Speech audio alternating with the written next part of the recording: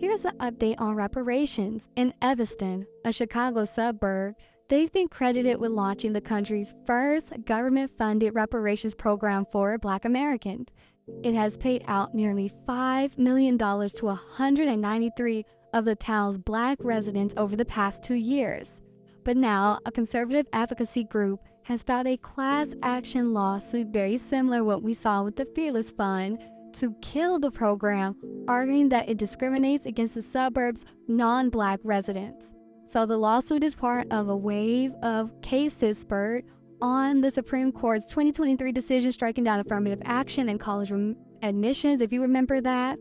Conservative groups have since targeted diversity fellowships. They waged a legal battle to force the Federal Minority Business Development Agency to open its business to white business owners. So, what's so different about this one? Why is this program not going to be like the Fearless Fund, in my opinion, which I've been telling y'all was not going to work? If you think it's challenging today, in 2024, to sue for reparations, imagine what it was like in the 1890s and in the 1960s. But I digress. This lawsuit that is suing for reparations not going to non-Black residents will not work because this is lineage-based. It's genealogically based. So for those that are suing for racial discrimination, you cannot use the color Black.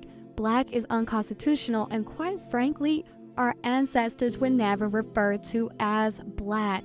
Black is a very fairly new classification. So again, a color is not a classification. You're gonna have to go back to your nationality.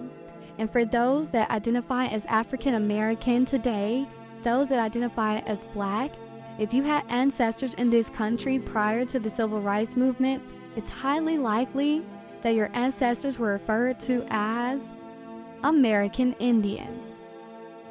Many of our ancestors were referred to as Negro, or denoting the European Blacks that were expelled to the 13 original colonies and subsequently displaced throughout the United States. So when people call us Negro Europeans, that's not an insult, it's just denoting your European ancestry. By the time Ghana, the leading African nation in sending Africans into the transatlantic slave trade, by the time they entered the transatlantic slave trade in the 1830s, our ancestors were already displaced. And for those who have ancestry on this continent before the American Revolutionary War, you can dig and find this information for yourselves. For those that are looking for their 40 acres and a mule and they say it was never given to their ancestors, your ancestors still have that land in the country, right?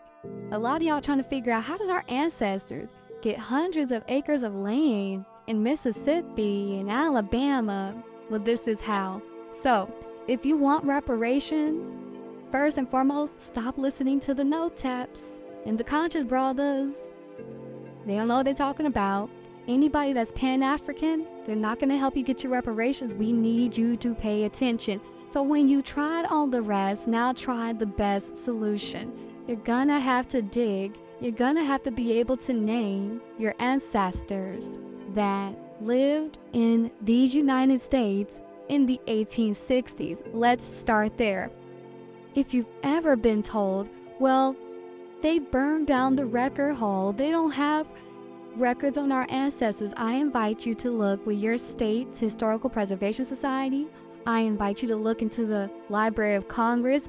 It's because our failed leadership in our communities have not told us where to look. And most importantly, many of you all will find that your ancestral records are, once again, with the Bureau of American Indian Affairs. Your records are with the Native Americans. So if you're looking for Black records from the 1860s, you're not gonna find it. But a lot of us that have actually taken this advice and have looked for their ancestral records in the Native American books, American Indian record halls, have been finding that their ancestors may have been denied tribal membership based on the color of their skin. Meanwhile, the Scandinavian Neanderthals have been accepted.